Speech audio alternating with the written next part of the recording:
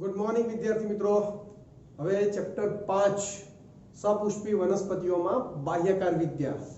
હવે એ ચેપ્ટરની અંદર મિત્રો આજનું આપણું આ ત્રીજું લેક્ચર અથવા તો ચોથું લેક્ચર જે ગણીએ તે। હવે એની અંદર આગળ મિત્રો આપણે ચર્ચા શું કરી તો કે આગળના ટોપિકની અંદર આપણે મૂળના જે પ્રદેશો હતા તેની ચર્ચા કરી અને મૂળના રૂપાંતરિત એટલે કે વિશિષ્ટ કાર્યો એને પણ આપણે ડીપમાં થોડો વ્યવસ્થિત અભ્યાસ કરી ગયા।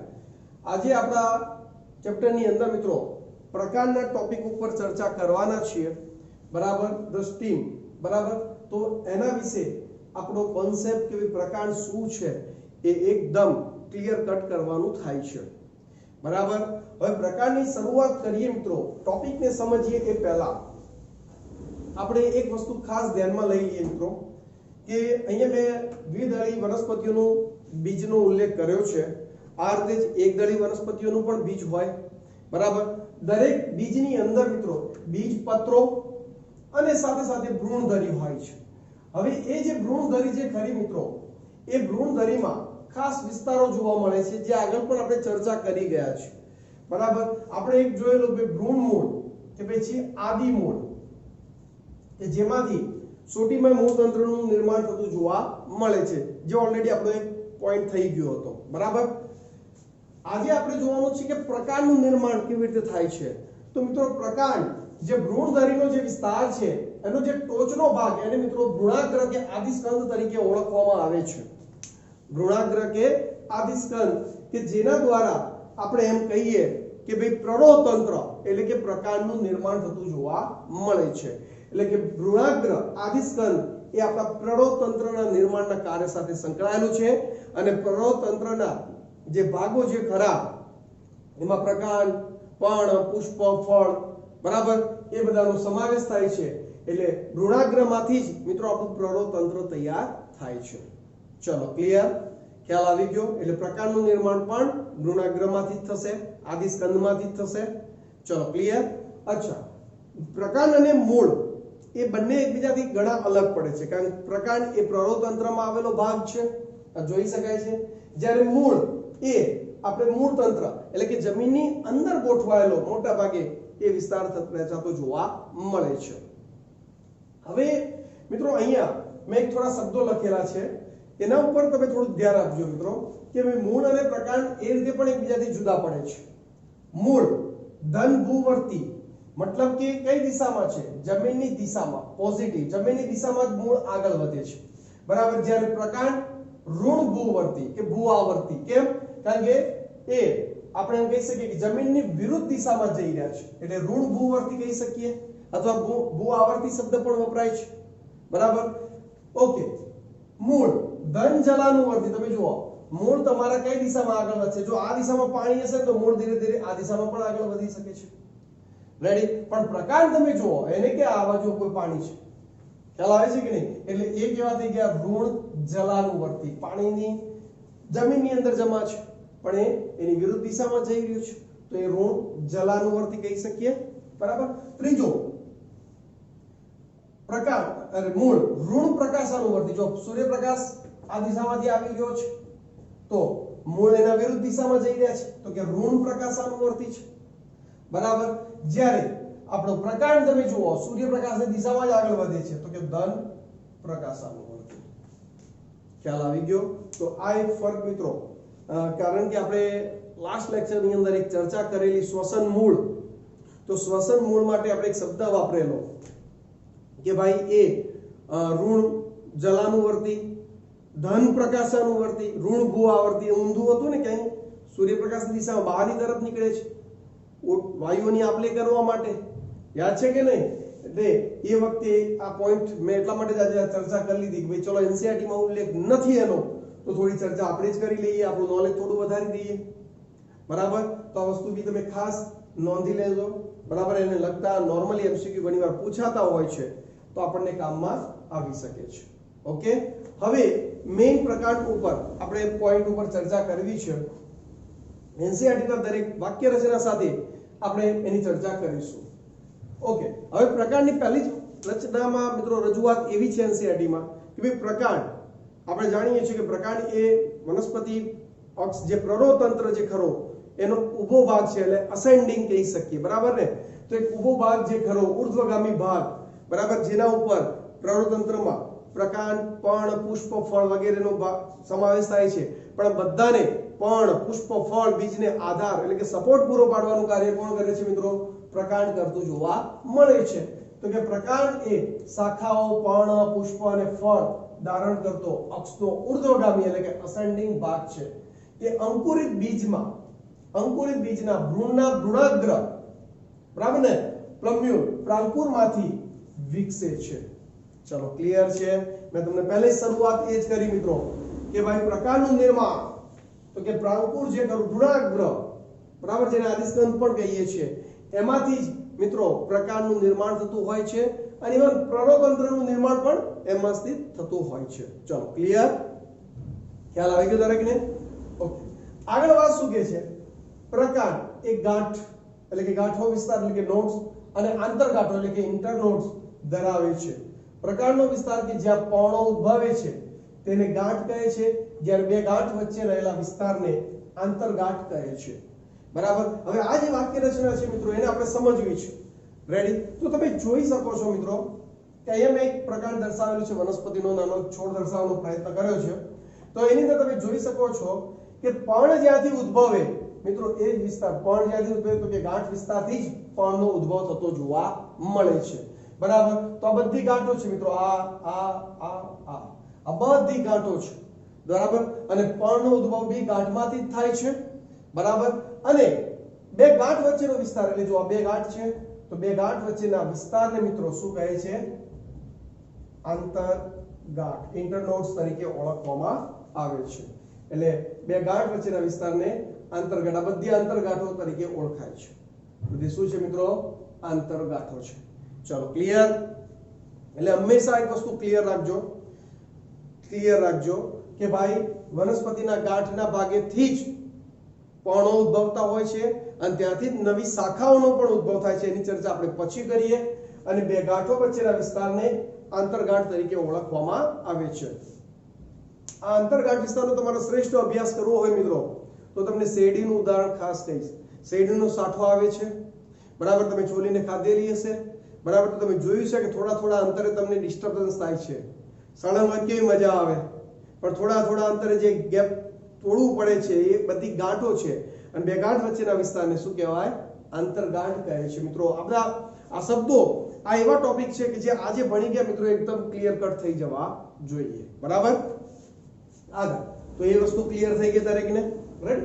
આગળ શું કહે છે જુઓ, પ્રકાંડ કલિકાઓ એટલે કે બર્ડ્સ ધારણ કરે છે કે જે અગ્રીય એટલે કે ટર્મિનલ કે કક્ષીય એટલે કે ઓક્સિલરી હોઈ શકે છે.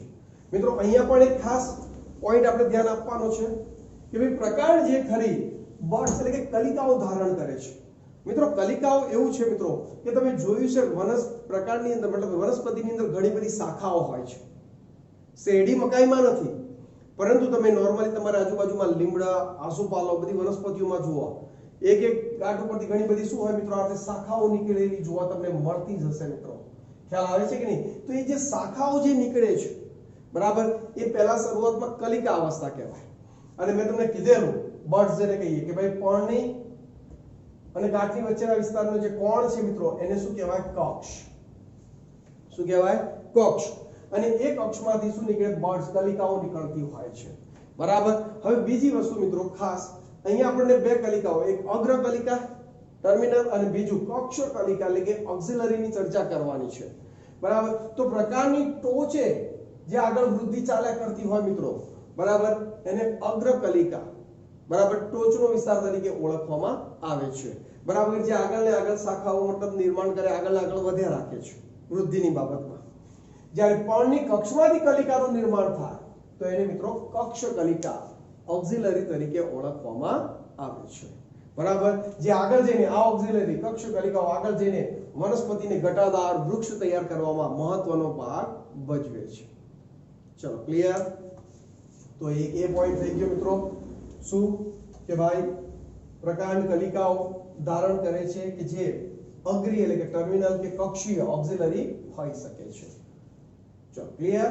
આગળ પ્રકાંડ સામાન્ય રીતે તરુણ હોય ત્યારે લીલું અને પછીથી ઘણીવાર કાષ્ઠીય, ભૂરી અને ઘેરા કથ્થાઈ એટલે કે ડાર્ક બ્રાઉન રંગનું બને છે.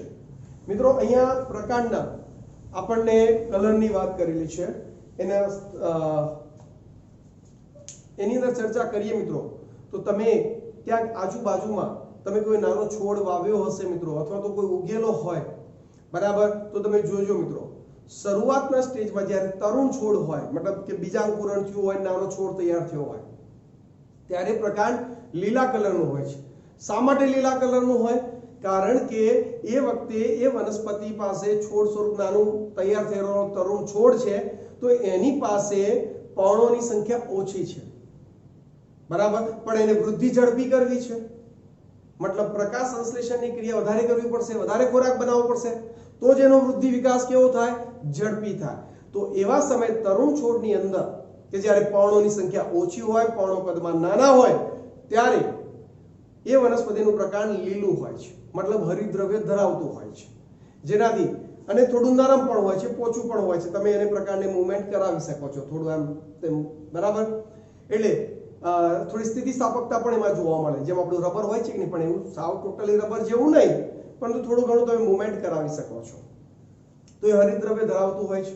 પ્રકાશ સંશ્લેષણ કરી વનસ્પતિ માટે વધારાના ખોરાકનું નિર્માણ કરે છે. પણ જેમ જેમ એ વનસ્પતિ મોટી થતી જશે તેમ એની પાસે ઘટાદાર વૃક્ષ તૈયાર થતું જોવા લાગશે, એની પાસે પર્ણોની સંખ્યા વધશે. પ્રકાશ સંશ્લેષણ હવે પર્ણો દ્વારા થાય છે. હવે એને એ પ્રકાંડ મજબૂતાઈ માટે વધારે જરૂર છે, ના કે પ્રકાશ સંશ્લેષણ માટે, કારણ કે હવે એની પાસે પર્ણો છે. તો હવે એ પ્રકાંડ માંસલ એટલે કે જાડું પણ બનશે, કાષ્ઠીય એટલે મજબૂત પણ બનશે, અને ડાર્ક બ્રાઉન મિત્રો કથ્થાઈ રંગમાં કન્વર્ટ થતું જોવા મળે છે, બરાબર ને, ઘેરા કથ્થાઈ રંગમાં. તમે આજુબાજુમાં મિત્રો 100% આજે તમે આવી બે વનસ્પતિઓનો અભ્યાસ કરજો.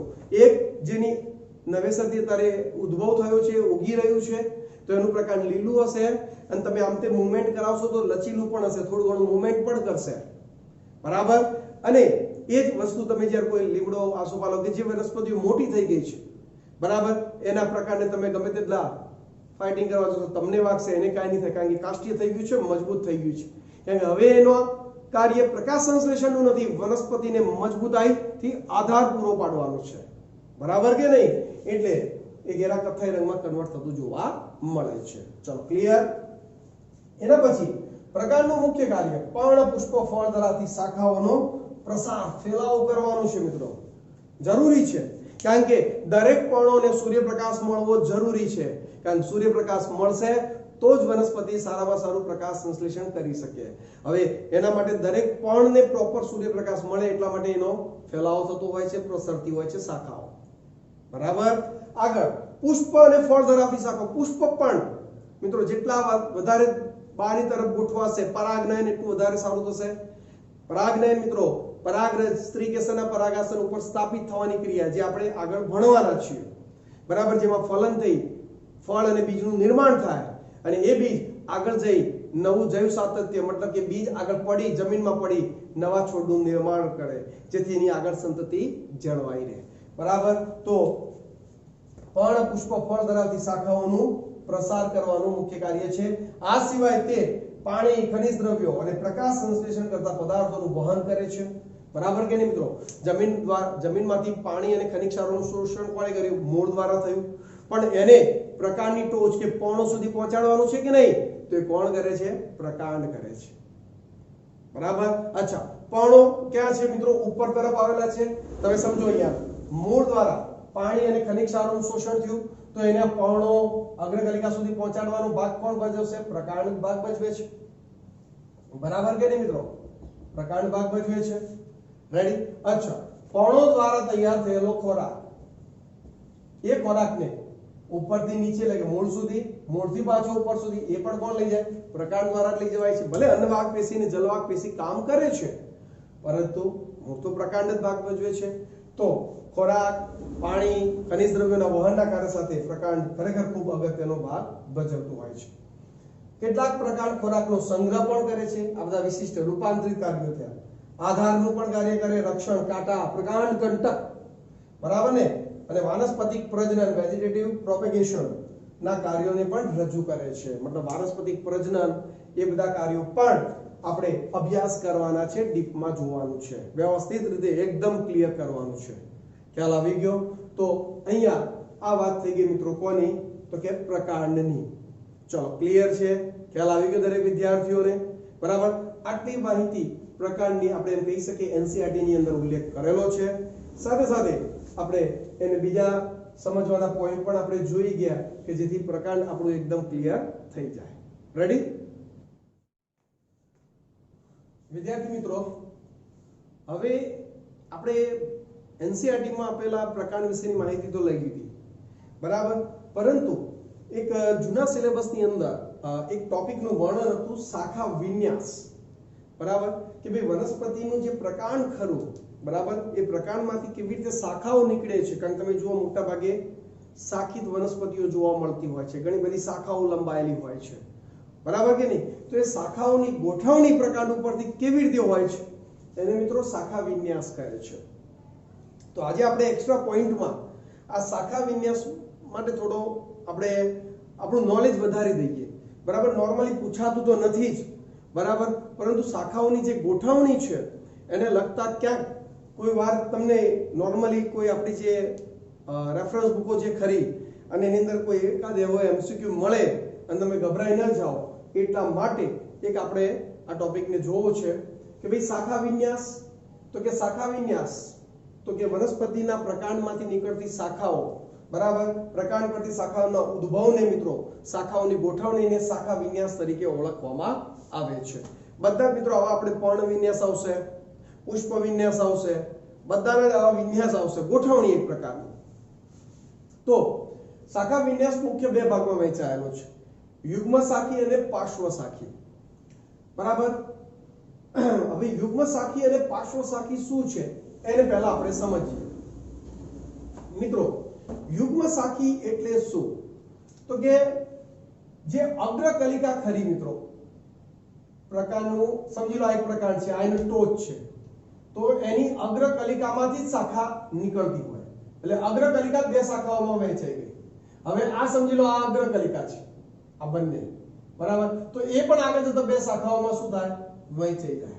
મતલબ અગ્રકલિકા જ મુખ્ય અક્ષ નો ટોચ જ બે શાખાઓનું શું કરે નિર્માણ કરતી હોય તો એને મિત્રો શું કહેવાય યુગ્મ શાખી કહેવાય શું કહેવાય મિત્રો યુગ્મ શાખી સમજજો મિત્રો કે ભાઈ આ એક પ્રકાર છે બરાબર અને એની અગ્રકલિકા બે શાખાઓનું સર્જન કરે હવે એની આ અગ્રકલિકા થઈ તો એ પણ બે શાખાઓનું સર્જન કરે તો એને મિત્રો યુગ્મ શાખી તરીકે ઓળખવામાં આવે એનું ઉદાહરણ રાવણ તાડ વનસ્પતિ જોવા મળે છે તો કે સર પાર્શ્વીય શાખા એટલે શું તો કે પાર્શ્વીય શાખાનો મતલબ એવો થાય મિત્રો કે જે પર્ણની કક્ષમાંથી જે શાખા નીકળતી હોય ને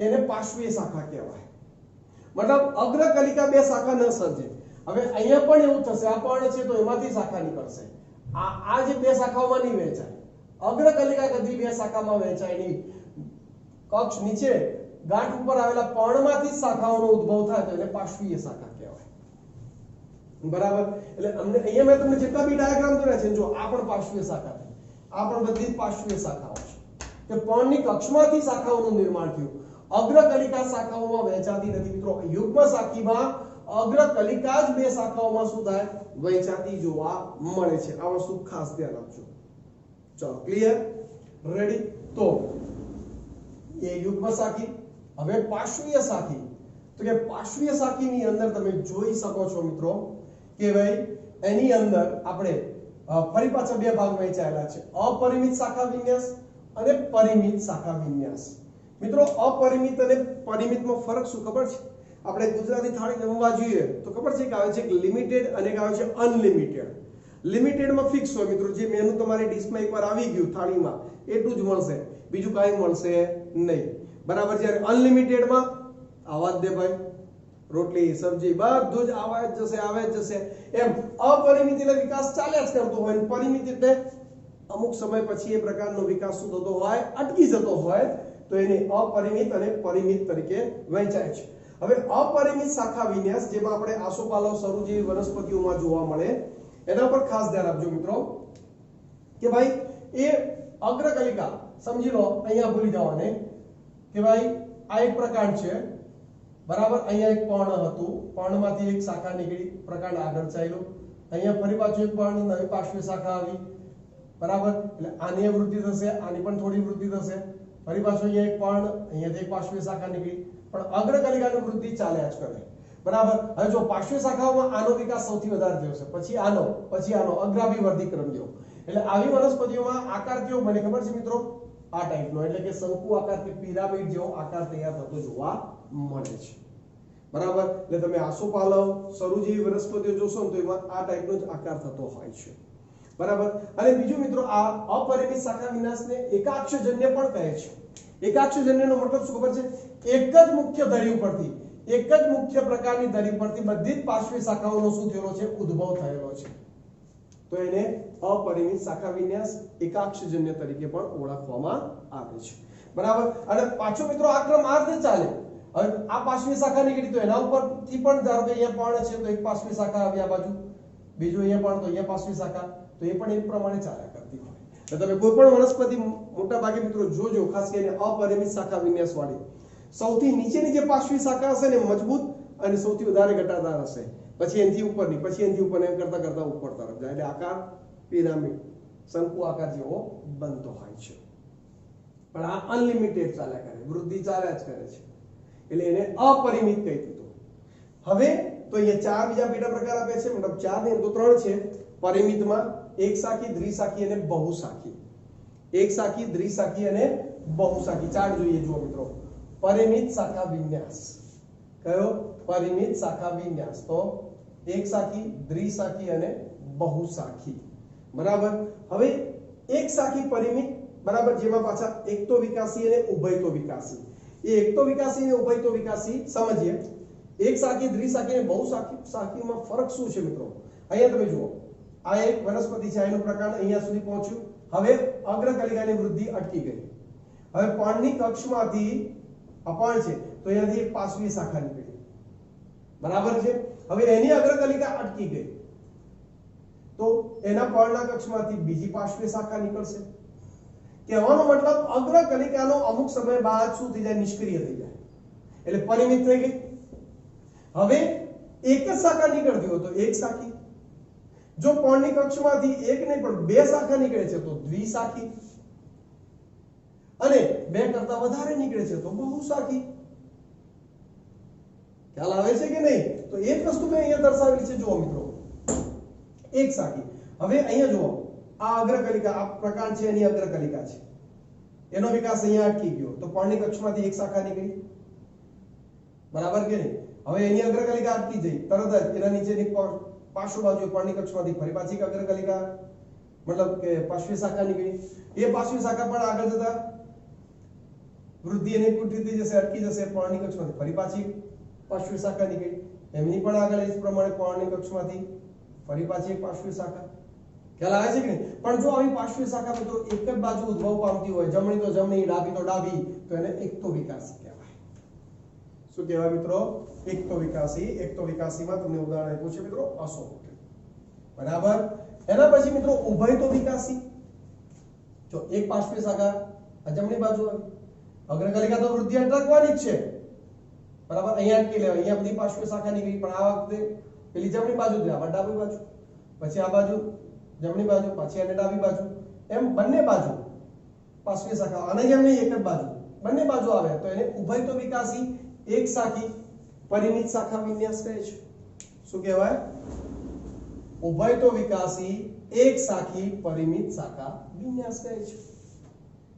ખ્યાલ આવે છે કે નહીં મિત્રો? એકદમ ક્લિયર કટ છે, બરાબર. જો એક જ બાજુ શાખાઓ આવતી હોય તો એક શાખી, જો બંને બાજુ આવતી હોય તો ઉભયતો વિકાસી. ખબર પડે? ખ્યાલ આવે છે કે નહીં? અચ્છા, દ્વિશાખી. અગ્રકલિકાની વૃદ્ધિ અટકી ગઈ તો નીચે પર્ણની કક્ષમાંથી એક સાથે કેટલી? તો કે બે પાર્શ્વીય શાખાઓ નીકળી તો દ્વિશાખી થઈ ગઈ, બરાબર. બહુશાખી તો પર્ણની કક્ષમાંથી એક કરતા બે કરતા વધારે નીકળે, અને એમાં પણ આગળ એ જ પ્રોસેસ થાય.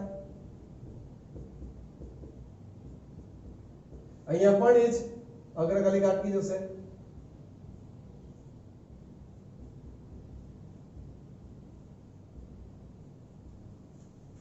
ખ્યાલ આવે છે? તો એ દ્વિશાખી, આ બહુશાખી. હવે ઘણા વિદ્યાર્થીને એવું થશે કે સર આની રચના તો કે આના જેવી જ થઈ.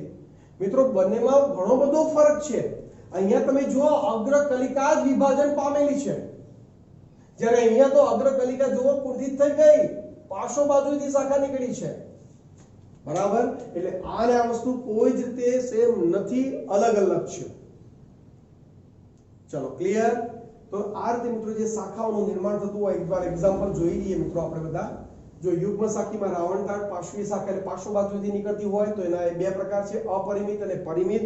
અપરિમિત એટલે અનલિમિટેડ, બરાબર, જેમાં આસોપાલવ અને સરુ અને એક જ મુખ્ય ધરી ઉપરથી બધી પાર્શ્વીય શાખાઓ નીકળે એટલે એને એકાક્ષજન્ય પણ કહે છે. પરિમિત શાખા વિન્યાસ, બરાબર, અગ્રકલિકા અમુક સમય બાદ શું થાય? વિકાસ અટકી જશે અને પર્ણની પાર્શ્વ બાજુથી શાખા નીકળે. હવે જો એક જ શાખા નીકળતી હોય તો એક શાખી, બે નીકળતી હોય તો દ્વિશાખી, બે કરતા વધારે નીકળતી હોય તો બહુશાખી. દ્વિશાખીમાં ગુલબાસ કરમદી, બહુશાખીમાં ક્રોટન અને લાલ કરેણ. બરાબર? અને જે એક શાખી છે એમાં એક તો વિકાસી એક જ બાજુ આવ્યા કરે, નવી પાર્શ્વીય શાખાઓ એક જ બાજુ આવ્યા કરે તો એને એક તો વિકાસી કહેવાય. અને નવી પાર્શ્વીય શાખાઓ એકવાર જમણી સાઈડ, પછી એની આગળ એને પાર્શ્વીય શાખા ડાબી સાઈડ, પછી એની પાર્શ્વીય શાખા જમણી સાઈડ, તો ઉભય તો વિકાસી. ચલો ક્લિયર છે? અચ્છા, ઉભય તો વિકાસી માટે પાછો મેં એક શબ્દ અહીંયા વાપર્યો છે કૌંસમાં, અનેકાક્ષજન્ય. મિત્રો અનેકાક્ષજન્ય શું છે? તો એની એક વ્યાખ્યા મેં અહીંયા આપેલી છે. અનેક પાર્શ્વીય શાખાઓ મળીને પ્રકારની ધરી રચાય તેને અનેકાક્ષજન્ય કહેવાય. પેલો એક શબ્દ હતો એકાક્ષજન્ય. એમાં શું હતું? એક જ મુખ્ય અક્ષ ઉપરથી બધી પાર્શ્વીય શાખાઓ નીકળતી હતી. તો કે અનેકાક્ષજન્ય એટલે શું? તો કે પાર્શ્વીય શાખાઓ ભેગી મળી મુખ્ય ધરી જેવી રચના કરે. એટલે આ બાજુ જો આ બાજુ એક તો ઢળી જશે, પણ આમાં કેવું થશે? જમણી સાઈડ ડાબી સાઈડ, જમણી સાઈડ ડાબી સાઈડ, જમણી સાઈડ, એટલે બંને બાજુ શાખાઓ આવવાના કારણે જાણે કે મુખ્ય અક્ષ જેવી રચના થતી હોય. કોના જેવી? મુખ્ય અક્ષ જેવી રચના કરતું હોય તો એને મિત્રો અનેકાક્ષજન્ય. મતલબ પાર્શ્વીય શાખાઓ બધી ભેગી મળી મુખ્ય અક્ષ જેવું બને. પેલામાં એક જ મુખ્ય અક્ષ ઉપરથી બધી પાર્શ્વીય શાખાઓ નીકળે તો એને એકાક્ષજન્ય. જ્યારે અનેક પાર્શ્વીય શાખાઓ ભેગી મળી મુખ્ય અક્ષ જેવી રચના કરે તો એને અનેકાક્ષજન્ય કહે છે. બરાબર? તો આ રીતે એકાક્ષજન્ય અને અનેકાક્ષજન્ય એ શાખા વિન્યાસના જ પ્રકારોમાં આવી જાય છે. તો આ રીતે મિત્રો શાખાઓની ગોઠવણીને શાખા વિન્યાસ અને ઉભયતો વિકાસીમાં કે અનેકાક્ષજન્યનું ઉદાહરણ શું છે મિત્રો? હાડ સાંકળ કહી શકાય છે. તો આ એક એવો પોઈન્ટ છે મિત્રો કે એને પણ તમે સારી રીતે તૈયાર કરી શકો છો અથવા તો સમજી લો તો આખું ક્લિયર કટ થઈ જશે, તમને ક્યાંય તકલીફ પડશે નહીં. ચલો ક્લિયર છે મિત્રો? ખ્યાલ આવી ગયો? તો આ થઈ ગયું આપણું પ્રકાર અને એની સાથે એક્સ્ટ્રા પોઈન્ટ સ્વરૂપે આપણે કોનો અભ્યાસ કરી ગયા? શાખા વિન્યાસનો પણ અભ્યાસ કરી ગયા છે. ચલો ક્લિયર છે? આશા રાખું કે દરેક વિદ્યાર્થીઓને આખો ટોપિક ક્લિયર કટ થઈ ગયો હશે. Okay, good.